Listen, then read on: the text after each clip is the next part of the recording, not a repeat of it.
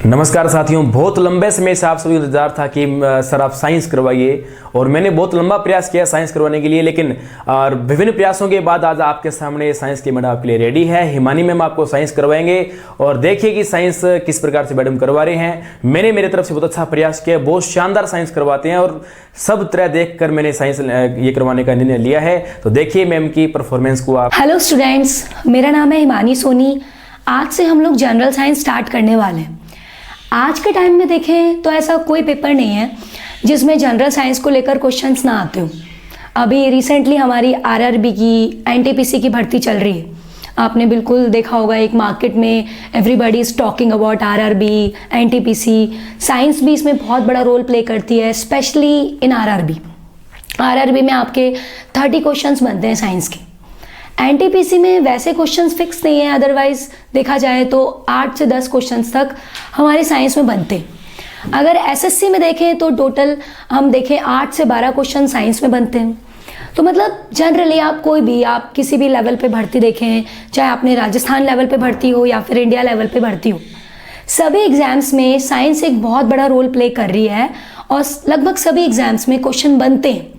तो इसीलिए आज हम स्पेशली साइंस का लेक्चर शुरू कर रहे हैं आज से ही, और जनरल साइंस के तीनों सेक्शंस हम शुरू करने वाले हैं।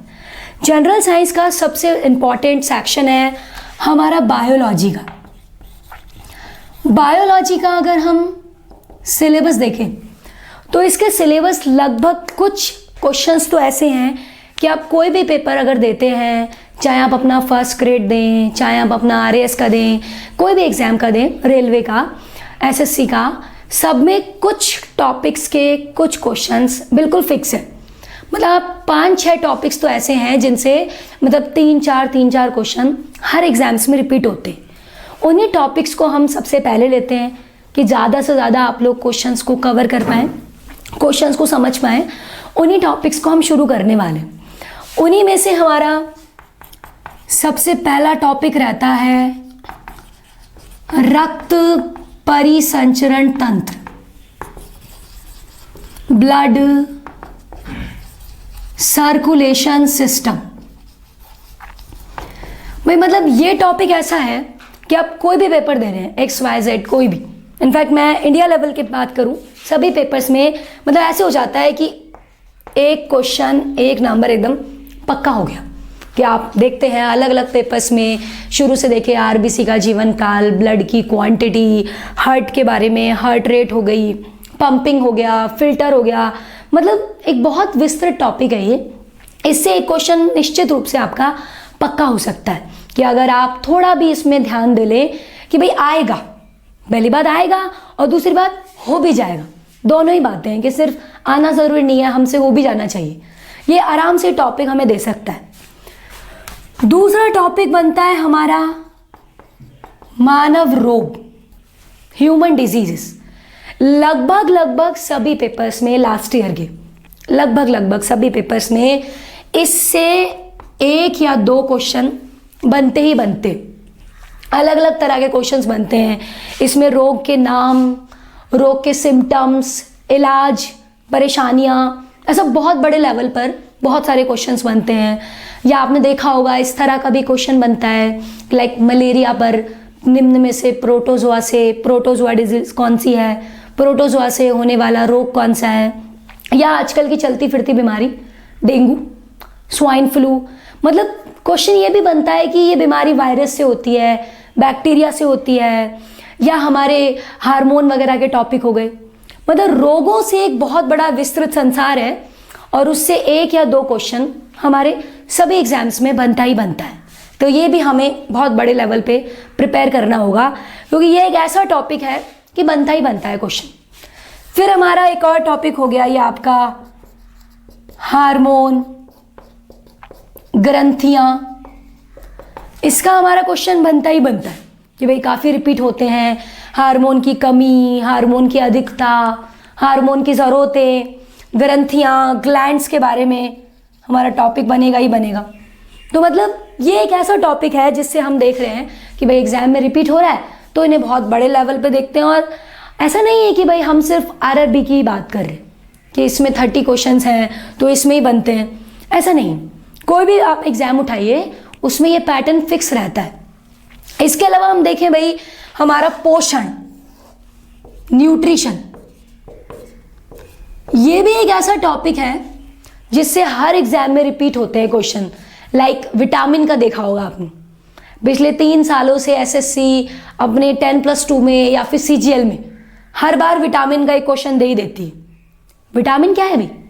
आपके शरीर में जो पोषक तत्व है, जो शरीर के अंगों की देखभाल कर रहा है कि हमारी पूरे शरीर की सारी क्रियाविधि बढ़िया तरीके से चले, इसके लिए हमें विटामिन चाहिए।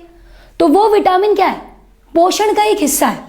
तो हर बार इसमें आप बहुत सारा हम पोषण के बारे में स्टडी करते हैं। विटामिन हो गया, कार्बोहाइड्रेट हो गया, प्रोटीन हो गया, जल, खनिज, लवण, आयंस, ये सब क्या है?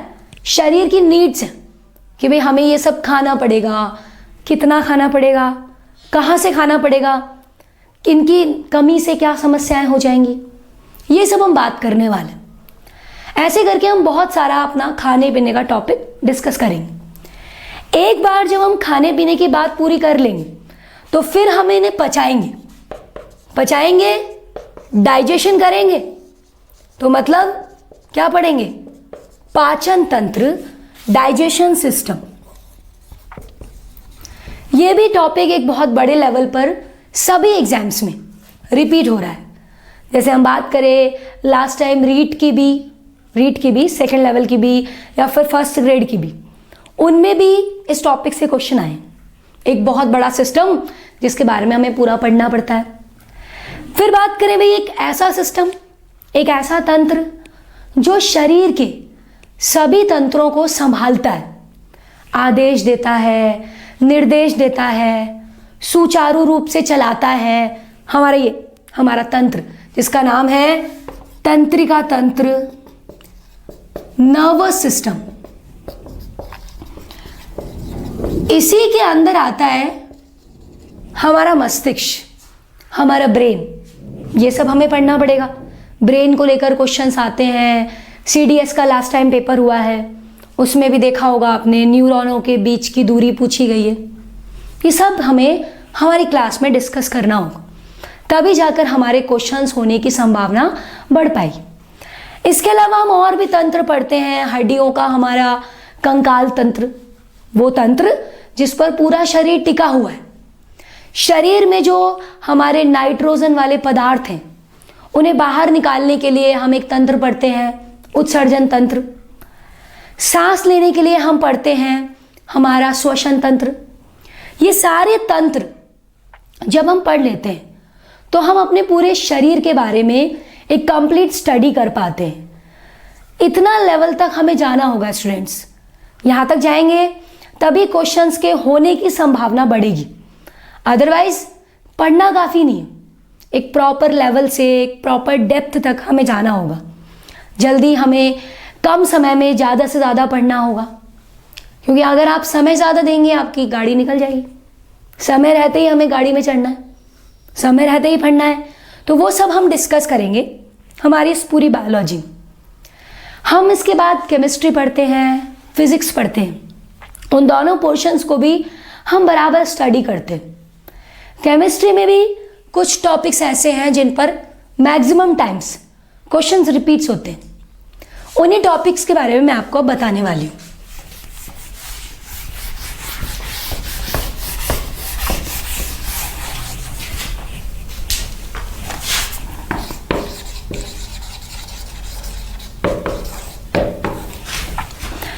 केमिस्ट्री, रसायन विज्ञान में हमारे बायोलॉजी के जितने ही क्वेश्चंस आ सकते हैं, मतलब अगर आप देखें भाई जनरल लेवल का कोई भी एग्जाम जिसमें 10 क्वेश्चंस आने की संभावना है, उन 10 क्वेश्चंस में हम ऐसा भी देखते हैं कि 4-4 क्वेश्चन, 3-3, 5, 4-4 क्वेश्चंस हमारे बायोलॉजी और केमिस्ट्री से आ जाए। केमिस्ट्री में हमारे कई तरह के टॉपिक्स हैं जिनसे बहुत ज़्यादा क्वेश्चंस रिपीट होते हैं। जैसे आपका एक टॉपिक बनता है मेटल्स, धातुएं। ये एक ऐसा टॉपिक है जिससे आपको हर एग्जाम्स में क्वेश्चंस मिलते हैं। हर एग्जाम्स में आप कोई भी एग्जाम देखें उसमें आपको मिल ही जाएगा धातुओं का क्वेश्चन, सबसे भारी, सबसे हल्की, धातुओं की रिएक्टिविटी सीरीज, हमारी सक्रियता श्रेणी, उसकी विस्थापन अभिक्रियाएं, ऐसे बहुत सारा पोर्शन। और भी मेटल्स के बहुत सारे पॉइंट्स बनते हैं कि भाई आपने हिस्ट्री में भी पढ़ा होगा कि मनुष्य ने सबसे पहले तांबे का इस्तेमाल किया था। ऐसे बहुत सारे टॉपिक्स हमारे क्वेश्चंस मेटल से बनते हैं। फिर इसी के साथ में हमारी नॉन मेटल्स, अधातुओं के क्वेश्चंस बनते हैं कि वही हमारे सेम क्वेश्चन जैसे आप देख रहे हैं भाई, कई बार एग्जाम्स में रिपीट होता है कि पारा, मरकरी जो है ये क्या है, द्रव धातु है। हर एग्जाम में, इनफैक्ट जूनियर अकाउंटेंट में तो एक बार ऐसा हुआ था कि लगातार 3 बार यही पूछा गया है। कभी ऐसे दे दिया, निम्न में से ठोस कौन है, या ठोस नहीं है, निम्न में से कमरे के तापमान पे कौन द्रव है, कौन ठोस है, इस तरह का क्वेश्चन हो गया। या फिर हम देखें हमारे एग्जाम्स में ब्रोमीन एक द्रव अधातु है। ये एक ऐसे 2 क्वेश्चन हैं जो बहुत बार रिपीट हुए। इसके अलावा हमारे कुछ गैसें वगैरहों के बारे में, सबसे भारी, सबसे हल्की, अक्रिय, सक्रिय, ये अधातु का ही पोर्शन बनता है। धातु में ही हम गैस, अक्रिय गैस वगैरह के बारे में पढ़ते हैं। ऐसे ही हमारे और भी टॉपिक जैसे हैलोजन हो गया, अधातुओं का ही टॉपिक है ये, मतलब इन पर क्वेश्चन बनते हैं कि ये भी पूछ सकता है कि हैलोजन कौन सा है, कौन सा नहीं है, अक्रिय गैस कौन सी है, कौन सी नहीं है। इससे पहले आपने देखा भी होगा, इस तरह का क्वेश्चन बना भी है भी, हैलोजनों के यौगिकों के बारे में, ब्लीचिंग पाउडर हो गया, क्लोरोफॉर्म, यूजुअली इनसे पॉइंट बनता है। इसके अलावा एक टॉपिक और है जिसमें केमिस्ट्री में बहुत क्वेश्चंस रिपीट होते हैं, अम्ल, क्षार और लवण, एसिड, बेस एंड सॉल्ट। इससे भी लास्ट टाइम एग्जाम्स में पीएच स्केल वगैरह पर काफ़ी तरह के क्वेश्चंस पूछे गए। क्वेश्चंस बहुत ज़्यादा सिंपल थे, लेकिन दिक्कत क्या है, कंसेप्ट क्लियर नहीं। अगर कंसेप्ट क्लियर नहीं होगा तो सिंपल से सिंपल टॉपिक का भी क्वेश्चंस हम क्रैक नहीं कर पाएंगे। क्वेश्चन जब भी क्रैक होगा जब आप टॉपिक को लेकर क्लियर होंगे, आपके कंसेप्ट्स क्लियर होंगे। कंसेप्ट्स हमें बिल्कुल बेसिक लेवल से शुरू करने पड़ेंगे कि हम एकदम बेस से शुरू करेंगे, छोटी छोटी बातों से शुरू करेंगे और फिर बड़ी बातों पे जाएंगे। कभी कभी बेहद छोटी सी बात आ जाती है और आप गौर नहीं करते उस पर, कि भाई आप यही गौर नहीं करते कि हमें पीएच वैल्यू दूर जाकर बतानी है, 7 से दूर बतानी है तो एसिड बताना है, 0 की तरफ 14 तक बतानी है तो ज़्यादा दूर जाना है 14 तक तो बेस हो जाता है। इसी का एक पैरेलल टॉपिक बना था हमारे आरएएस पेपर में, 2018 के आरएएस में, एसिड रेन, अम्ल वर्षा। इस पर हमारा लास्ट टाइम 2018 में कई बार, इनफैक्ट एक ही बार नहीं, आरएएस में, हमारे एलडीसी में, सीजीएल में कई बार ये क्वेश्चन रिपीट हुआ है, एसिड रेन का, अम्ल वर्षा का। ये भी इसी का एक सब टॉपिक बनता है जिस पर चांसेस बनते हैं कि क्वेश्चंस हमारे बने। इसके अलावा केमिस्ट्री में एक टॉपिक और है जिससे रेलवे में सबसे ज़्यादा क्वेश्चंस बनते हैं। रेलवे में सबसे ज़्यादा क्वेश्चंस बनते हैं परमाणु, एटम। अगर आप स्पेशली मैं बात करूं आरआरबी की, आरआरबी के प्रीवियस ईयर्स के क्वेश्चंस की स्टडी करेंगे तो कई बार आपने इस तरह के क्वेश्चंस देखे होंगे। इलेक्ट्रॉन, प्रोटॉन, न्यूट्रॉन्स की संख्या, आवेश, इलेक्ट्रॉनिक विन्यास, परमाणु भार, परमाणु क्रमांक, इस तरह के बहुत बहुत ज़्यादा क्वेश्चंस बने हैं हमारे इस टॉपिक से, परमाणु। तो ये सब हमें डिस्कस करना होगा, ये सब हमें डिस्कस करना होगा, तभी जाकर हम इस तरह के क्वेश्चंस को परफॉर्म कर पाएंगे। ऐसे ही हमारा फिजिक्स का भी कुछ चुनिंदा टॉपिक्स हैं जिनसे लास्ट ईयर पढ़ना हमें सारा कुछ ही, हम डिसाइड नहीं करेंगे क्या आता है क्या नहीं आता है, हमें तो सब कुछ ही पढ़ना है। आप ये सोच लेते हैं भाई क्वेश्चन को देखकर ये नहीं आएगा, क्वेश्चन आपको देख के सोच लेता है कि भाई एग्जाम में मिल, ऐसा कई बार हो रहा है। तो हम बिल्कुल डिसाइड नहीं करेंगे हमें क्या नहीं पढ़ना है या क्या पढ़ना है। पढ़ना सब कुछ है, तो कंपटीशन से इतना ज़्यादा हो गया है, एप्लीकेंट से इतने ज़्यादा हो गए हैं कि हम ज़रा भी रिस्क नहीं ले सकते कि भाई ये नहीं आएगा, ऐसा कुछ नहीं है। सब कुछ पढ़ना होगा हमें, बस ये देखना होगा कि ये ज़्यादा बार आया है तो ये ज़्यादा इंपॉर्टेंट है। जैसे ये टॉपिक्स मैंने लिखे, ये ज़्यादा बार आए तो हमें ज़्यादा पढ़ने होंगे। इनके प्रीवियस ईयर्स के क्वेश्चंस भी मैं आपको करवाऊंगी, ये सब हमें डिस्कस करना होगा। ऐसे ही फिजिक्स में हमारा गुरुत्वाकर्षण, ग्रेविटेशन, इसके most of the times question repeat होते हैं। भार द्रव्यमान के बीच का अंतर ही, क्योंकि बहुत मामूली चीज़ है, आप समझेंगे तो खुद ही कहेंगे ये तो बहुत सिंपल था। ऐसी बहुत छोटी छोटी बातें, बहुत बड़ी बड़ी बातें जो लगती हैं, ये सब इसमें से पूछा गया है। पलायन वेग की वैल्यू पूछी गई थी आपके रीट में लास्ट टाइम, थोड़ा सा फर्क रह जाता है, बस आप 11.2 लर्न कर लेते हैं, किलोमीटर पर सेकेंड लर्न करना ही भूल जाते हैं। इस तरह की बहुत सारी बातें। एक क्वेश्चन हमारा मात्रकों का या कोई खोज हो गई, कोई आविष्कार हो गया, कोई डिस्कवरी, कोई इन्वेंशन, इस तरह का क्वेश्चन आएगा। आरआरबी के साथ में एक और तरह का क्वेश्चन बनता है यहां पर, विमा, डायमेंशन। आरआरबी के लिए मैंने ये क्वेश्चन इसलिए कहा है क्योंकि आरआरबी वाले यानी कि टेक्निकल स्टूडेंट्स, मतलब वो स्टूडेंट्स जिनके पास में 11th में 12th में फिजिक्स थी और 11th का पहला चैप्टर है आपका मात्रक और विमा, तो आरआरबी वालों से तो उम्मीद की जा सकती है कि वो डायमेंशन का क्वेश्चन दे, क्वेश्चन आए। लेकिन भाई ऐसा नहीं है कि सिर्फ आरआरबी में ही आया है। 10+2 के एग्जाम में भी अगर आप प्रीवियस ईयर्स के क्वेश्चंस देखेंगे तो कैपिटल जी की विमा पूछी गई है। कैपिटल जी की विमा 10+2 के पेपर में पूछी गई है, मतलब वो सिर्फ टेक्निकल स्टूडेंट्स के लिए या साइंस के स्टूडेंट्स के लिए नहीं है। हम उसके बारे में भी डिस्कस करेंगे, किस तरीके से निकालनी है, क्या क्वेश्चन करने हैं, we will discuss about it. और फिजिक्स में चैप्टर देखें, विद्युत हो गया, इलेक्ट्रिसिटी हो गया, इसके भी क्वेश्चंस रिपीट होते हैं आपके रेलवे में, एसएससी में, या हमारा प्रकाश। फिजिक्स में अगर क्वेश्चन देना है किसी भी पेपर में, एग्जामिनर के दिमाग में जो सबसे पहला टॉपिक, सबसे पहला चैप्टर ध्यान में आता है, आप एक बार आप देखें, अगर पुराने पेपर्स की स्टडी देखें आप, तो आप महसूस करेंगे ये बात कि बहुत कम पेपर्स में ऐसा हुआ है कि इस चैप्टर से क्वेश्चन ना आया हो। मतलब गिनती के होंगे वो पेपर्स जिनमें नहीं आया हो।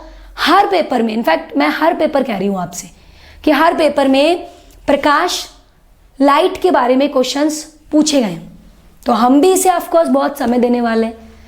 इसी में साथ में हम लेंस हो गया, मिरर हो गया, दर्पण हो गया, इसी के साथ में पैरेलल टॉपिक बनता है। बहुत छोटी बातें कि भाई आपका गाड़ियों का साइड का मिरर, ऐसा भी पूछा गया है, या ऐसा भी पूछा गया है आवर्धक लेंस कौन सा है, अभिसारी, अपसारी, कन्वर्जिंग, डाइवर्जिंग, कौन से लेंस बना है, इस तरह का क्वेश्चन। इसी के साथ में एक पैरेलल टॉपिक और चलता है, साउंड, ध्वनि। अगर लाइट से एग्जामिनर को क्वेश्चन नहीं देना है, जिस तरीके से पैटर्न आया है कि नहीं देना अगर लाइट से क्वेश्चन, तो मे बी क्वेश्चन देता है किससे, साउंड से, ध्वनि से। कुछ इसी तरह के क्वेश्चंस की, आंसर्स की, टॉपिक्स की, प्रीवियस ईयर्स के क्वेश्चंस की ऑफकोर्स एक हम सीरीज तैयार करने वाले हैं, पढ़ने वाले हैं। तो जल्दी ही हम अपने रेगुलर टॉपिक के साथ में मैं अगले वीडियो में आप लोगों से मिलती हूँ। तब तक के लिए नमस्कार।